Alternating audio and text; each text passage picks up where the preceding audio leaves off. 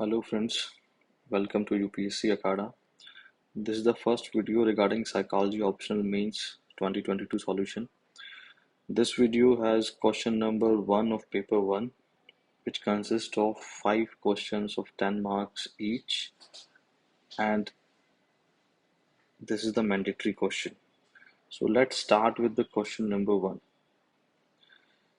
So here the question first is about the describe the applications of psychological principles in managing drug abuse in adolescents. So first focus on the directive word. It's the description. Describe the application of psychological principles in managing drug abuse in adolescents. So as per my understanding, it can have two approaches. First one is directly mentioning the applications, different applications, and doing the answers. The applications could be like this: decision making, critical thinking, coping with stress, empathy, self-awareness, interpersonal relationship, life skill educations. So we can explain them further, like interpersonal relationship, we can give the peer pressure aspect from developmental psychology. Coping with stress, we can discuss about the Lazarus model, emotion focused coping, social support, and the problem focused coping aspect. Empathy, unconditional positive regard, can find its roots in the humanistic psychology. Critical thinking and decision making are from the cognitive psychology aspect. Self awareness is again from the more overlap between ideal self and real self. So there more the overlap, lesser will the drug addiction. So this is the one aspect we can answer it. Another approach can be we write measures which are followed in real life, which consists of applications, various psychological applications into it. So I followed this approach. You can opt any of it. So starting with the introduction, in the introduction, we should give the reason behind this question, means the gravity of the situation. So there is UN Office of Drug and Crime 2018 survey. It mentioned that adolescence is the most critical period for the initiation of substance abuse or drug abuse. So I give the gravity of the situation. And then second aspect is structure.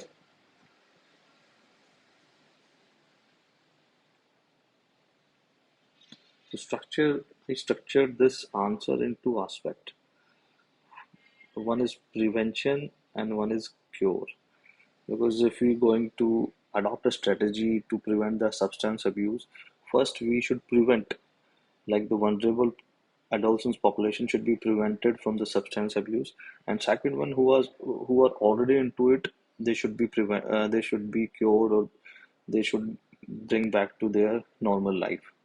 So starting with the prevention, here we discuss about the targeting the risk factors, which are socioeconomic status, quality of parenting, peer group. There's a one study by Dube et al. They said the adverse child experience, acronymed as ACE, and future substance abuse has a positive correlation.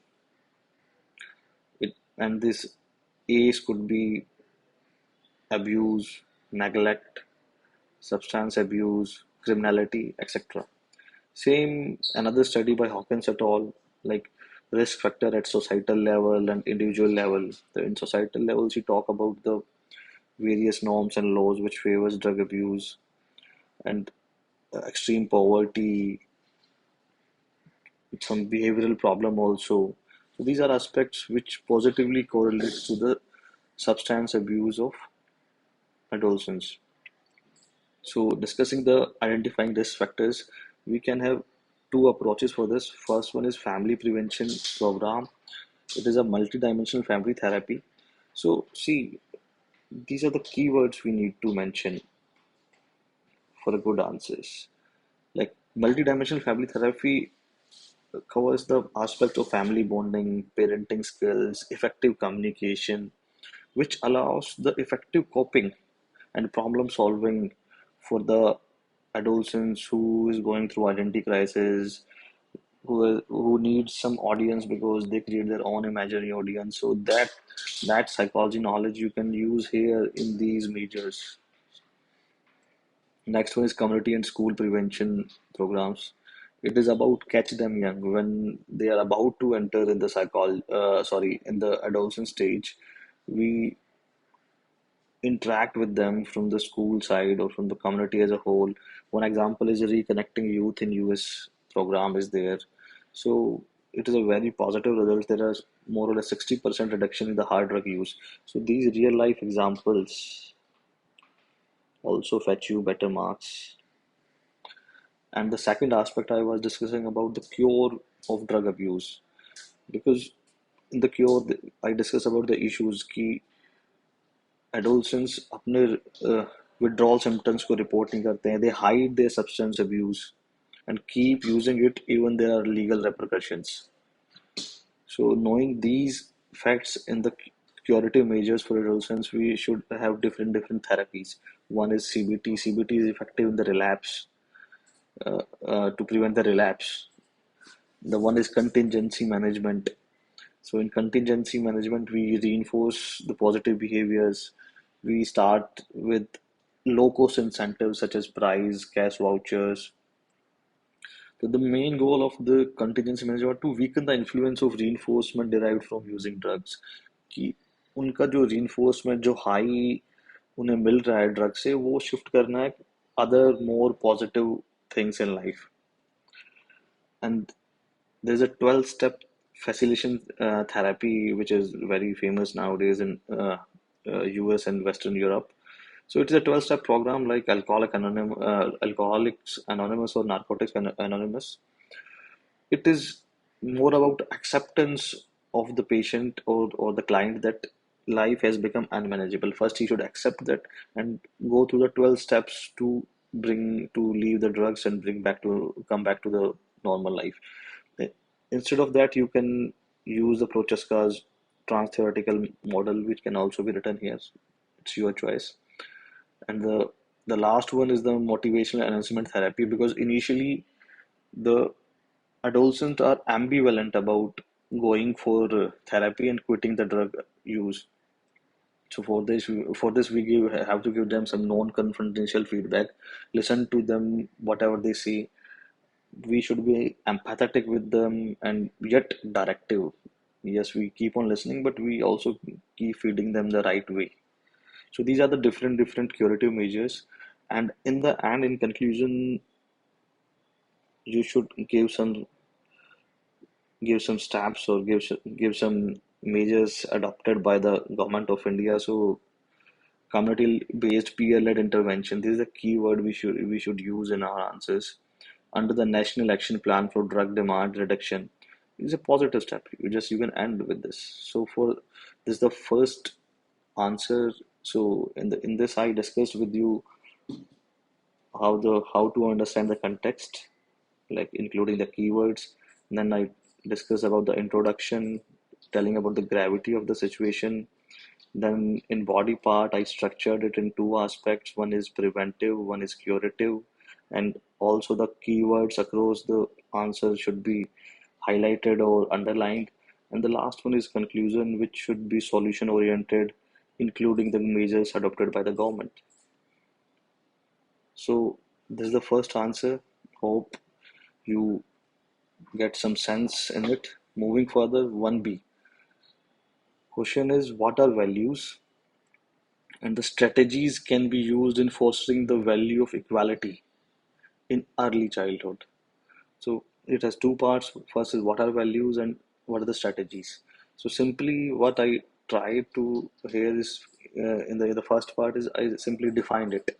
And defining values can be in multiple ways. Like every school, even every subject has its own definition of values. Like ethics is different definition for values, but we should stick to our psychology definition.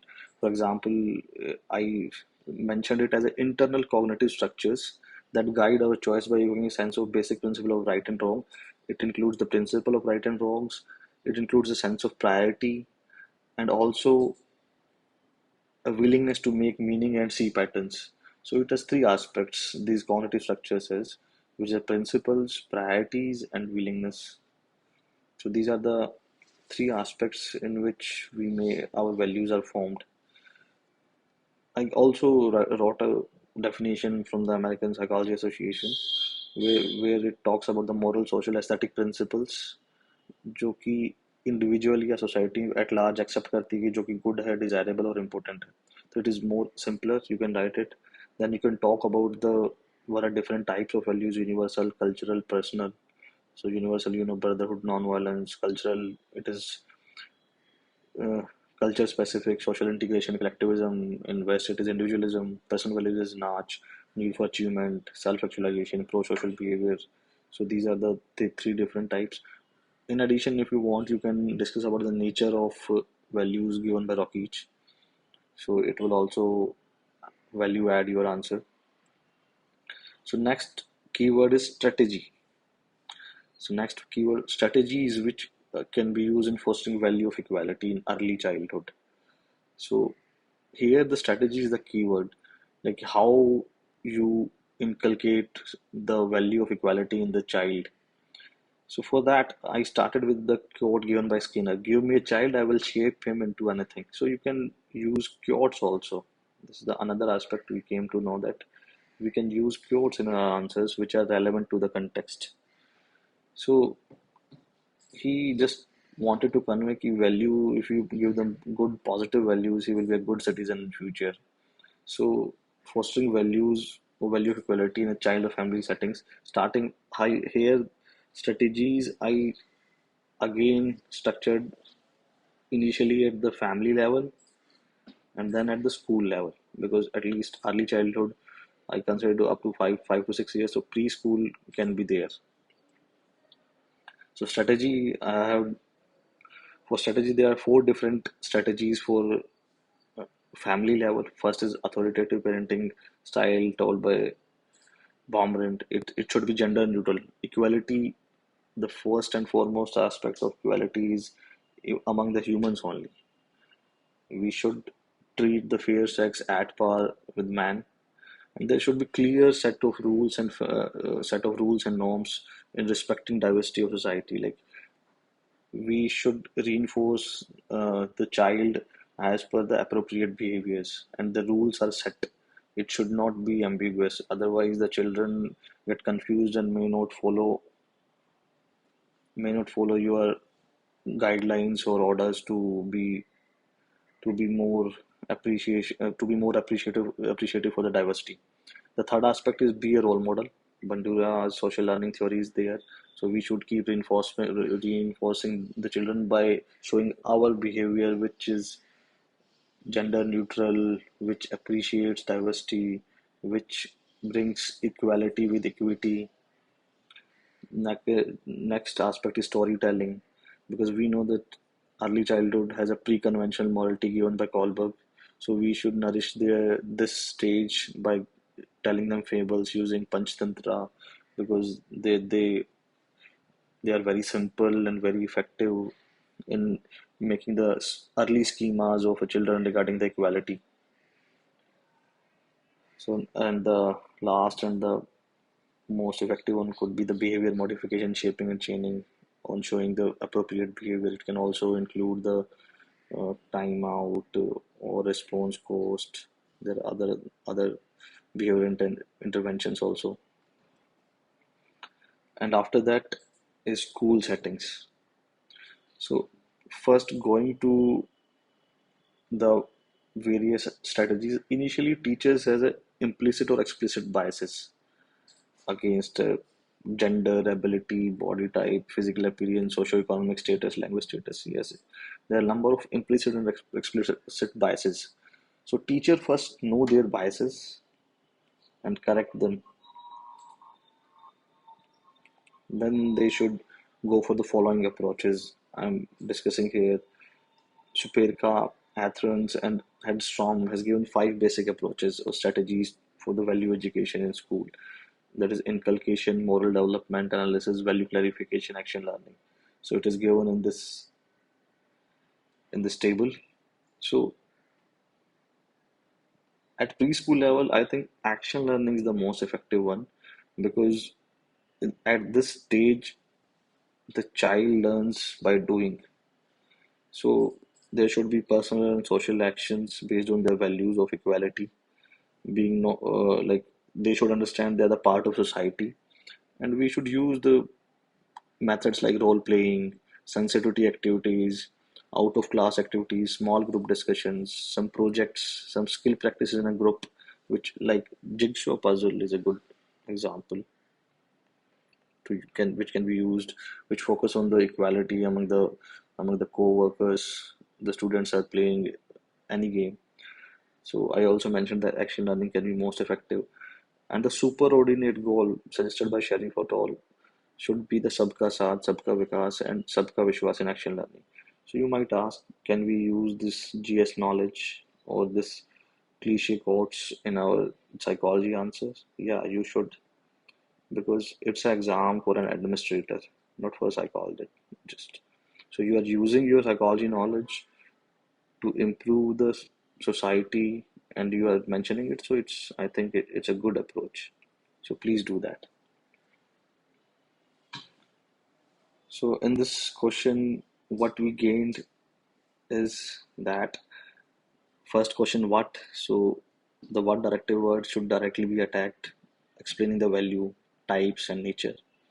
And then going further, it's about strategies. Then we discuss about at family level and at preschool level.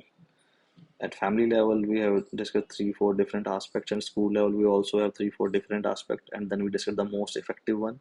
And in conclusion, our essence of constitutional equality or the recent Sabka Saath, Sabka Vishwas can be written so that the the main purpose of the principle of equality can be realized by at the very tender age. So we can mention that. So moving further, now it's the discuss the role of artificial intelligence in dealing with mental health problems. So we have to concise ourselves to disorders. See, artificial intelligence is a very reoccurring themes in UPSC exams of psychology. It they always there is always a question or two from last 2 3 years in the UPSC mains. So let's see how we can approach this. So in this answer, I just simply gave what is the mental disorders. Or just again the gravity of situation. There's an increasing prevalent of mental problems, especially post COVID. And then I discuss about the what AI has different aspects of machine learning, big data, AI also. So there's a one researcher, Shat et al. He summarized that there are four different aspects in which can be used, or you can say the AI can be used in the mental health, which are detection and diagnosis, prognosis, treatment and support, public health, and research. But it is the psychology overall for the mental health problems. It's detection and diagnosis, and prognosis and treatment and support mainly. It can also be used in research and clinical administration also. So starting with the identification diagnosis. See, again, I focus on the structure of the answer. One is the diagnosis or identification, and other one is the treatment or intervention. So in both aspects, artificial intelligence is very relevant. See, I again and again focus on structure very much because it organizes your knowledge, your content, and it gives you a good shape of to your answer. And see, you all being student of psychology are well aware of law of pregnance or whole is more than the parts. So this whole should be well organized. So it will definitely give you better marks, and it also shows your clarity of thoughts regarding that particular question. Then first is identification and diagnosis. Zhang et al की study थी, उसमें उन्होंने बताया था China में कि deep learning technologies help करती हैं उन पॉपुलेशंस को आइडेंटिफाई करने में जो प्रिडिस्पोज्ड हैं सुसाइड अटेम्प्ट करने में. So it's a very good use of AI और DL technologies. Second aspect, in depression brain neural networks बहुत इंपॉर्टेंट रोल प्ले कर रहे हैं ब्रेन चेंजेस को डिटेक्ट करने में using fMRI and others. So if these are changes, we can encircle that particular guy that he's prone to depression or he's undergoing if he's not ready to tell that. Another study in China only by Kang et al. It said that the panic disorders को anxiety disorder को उससे differentiate करने में deep learning application काफी effective है. So another example, then robotic interactions will tell you about the individual emotional changes or any cognitive changes when anybody is going through any mental health problem. So these are it can be n number of uses here, but I also mentioned four because it's a 10 marker question. So, and now coming to the psychological interventions or treatment. So deep learning is helping in the insight into psychotherapy. Conversational technologies like these artificial bots, they are integrated into the cognitive behavioral therapy, which helps in the dialogue or intervention delivery. Social skills improve करने में जो autistic children हैं उनमें AI बहुत help कर रहा है. Virtual reality is very effective in the virtual reality exposure therapy, which we term as flooding. तो फोबियाज को ठीक करने में बहुत हेल्पफुल सिद्ध हो रही है. Patterson and Rizzo were the psychologists. They tell it is very helpful in decreasing anxiety symptoms. So after giving this answer, in conclusion, we should tell the other side of the coin also, that it should be as per the client convenience. There are some broader ethical and societal concerns which should be addressed, and the research should keep exploring the other paradigms of AI and psychology together. So here we discuss about the other side. So this is the third answer of this video. Now moving to the fourth. How can parents use reinforcement contingencies to manage their children's aggressive behavior? See, in learning chapter, this is the most reoccurring theme again, that they always want you to apply the learning theories knowledge in real life. You always found they give you a classroom, you being a teacher, how you use these behavior modification techniques. This time they specifically asked regarding aggressive behavior. So you can start with what is aggression, what's how learning theories explain aggression, or what is their view. So Bandura, the very famous view of Bandura, ki aggression can be learned from any model by observing only. So you just mention it. And now coming to see, the question is about how. You just if you narrate only the biggest pitfall in this question is you just simply narrate different theory. This is operant conditioning, this is classical conditioning, this is observation learning, and you will get only average marks because you need to relate your different theory knowledges to the solution aspect, how you manage the aggressive behavior of a student of a child using reinforcement contingency. So if it's a reinforcement, we have to stick to the main, the OC, the operant conditioning. So it has different tasks, different techniques like shaping, chaining, timeout, and they're mentioned. Like for shaping, it could be a 5 to 6 step process. First, we saw the target that the child is hitting, the aggressive child is hitting the children. Then second aspect is we need to get the baseline reliable data कि हमें पता चला कि वो group activity में जब भी होता है तब वो बच्चों को हिट कर रहा है. Then third aspect is potential reinforcement, because that aggressive child उसको क्या पसंद है, what he or she expects, material reward or verbal praise. So we should use that reinforcer only. Next aspect, whenever the aggressive child starts showing the non-aggressive behavior जो पहले aggressive था उस situation में, so we should reinforce them. Then the next step would be reinforce the newly established behavior each time it occurs. अब group activity में जब भी non aggressive behaviour हो रहा है तो we should reinforce it. And last, then we switch to the schedules different. It is not every time we are praising him or giving him or her a candy. It should be like ambiguous. कभी praise कर दिया, कभी candy दे दी, कभी कुछ नहीं किया. So that it should become part of his or her habit. So next is token economies. Are like they don't have no inherent value, but they can be used as purchasing, which have inherent values. So we can use that, and it should be immediately after desirable behavior, and it should also include the four schedules like uh, time based, ratio based, and it should be partial or fixed. The next is contingency contracting. So we should use these words, token economy, shaping, because these are the keywords जिसको evaluator ढूंढ रहा होगा कि यार ये word नहीं दिखाई दिए. तो these are the relevance of keywords. That's why I highlighted them. So contracting is nothing, it's a written or verbal contract between the child and parent कि अगर तुम आधा घंटा कुछ नहीं करोगे या if for the next 24 hours अगर तुमने एक भी aggressive behavior show नहीं किया so I will give you the reward you expect. For example, he or she wants a like a small candy or a small cake or whatever it be. So it can be like that. And the last two are timeout and response cost. Timeout is one of the most effective strategies to counter the aggressive behavior of the children. So it should have very clear rules. Like for next half an hour, you have to sit quiet. Only then you will be reinforced.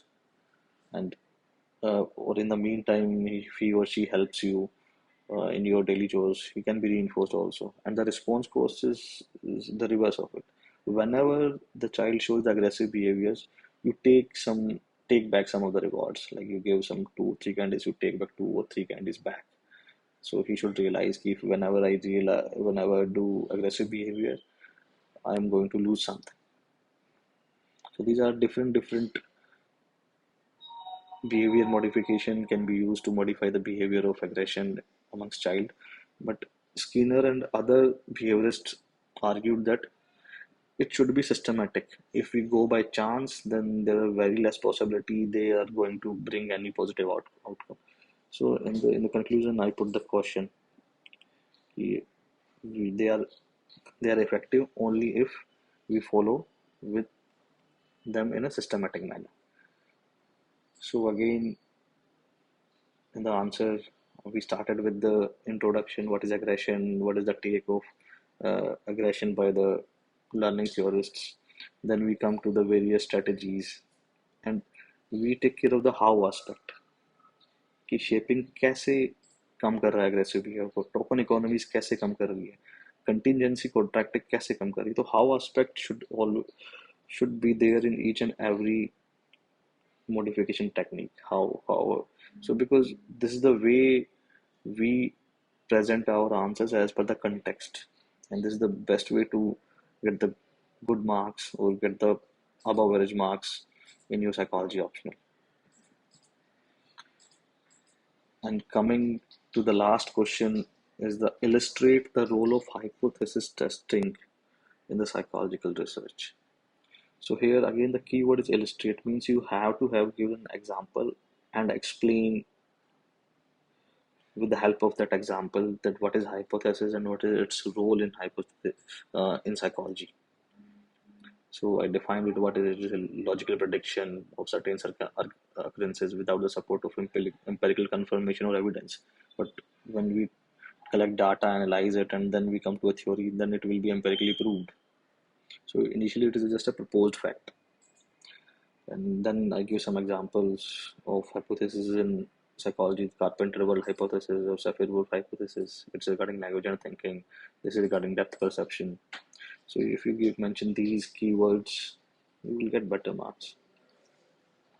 Then I talk about the steps of hypothesis testing. Like initially we need to state the null hypothesis, then an alternate hypothesis, then we decide the decision criteria and what is the significance, then collect data, work on that, then evaluate the null hypothesis using Z or T tests, and state the conclusion about the null hypothesis. So this is the most important aspect example. This is a research problem. Question क्या है कि impact क्या पड़ रहा है teenagers के attention span पे जब वो बहुत सारा टाइम मोबाइल पे स्पेंड या स्क्रीन पे टाइम स्पेंड करते हैं.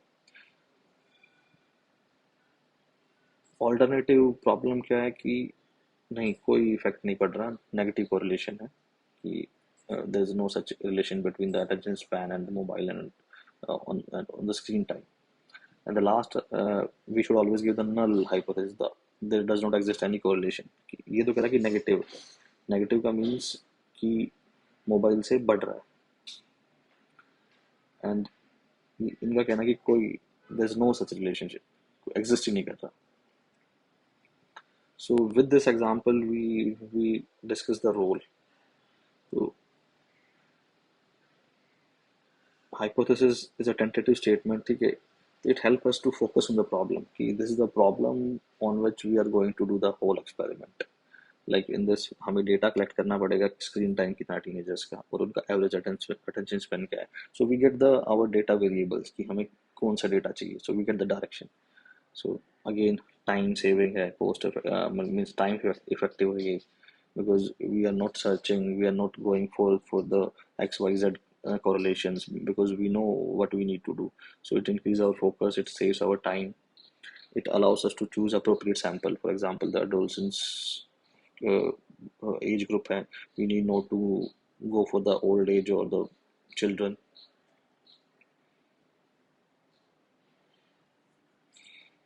And it also acts as a framework for reducing the outcomes. So for example, in this case, कि impact attention span का कितना आया है या नहीं आया है using null hypothesis and the alternate hypothesis. Probability, we get the idea कि research fail होगी या कितनी progress करेगी.